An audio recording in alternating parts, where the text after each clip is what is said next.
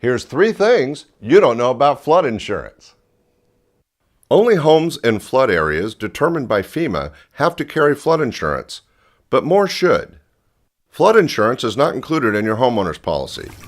Leaky pipes are covered, but any outside water source is not. Flood insurance can be very affordable. You set the limits of coverage. Both your home and personal property, you control the cost of flood insurance. I'm Scott, the Insurance Pro. Have any other questions about insurance? Call me.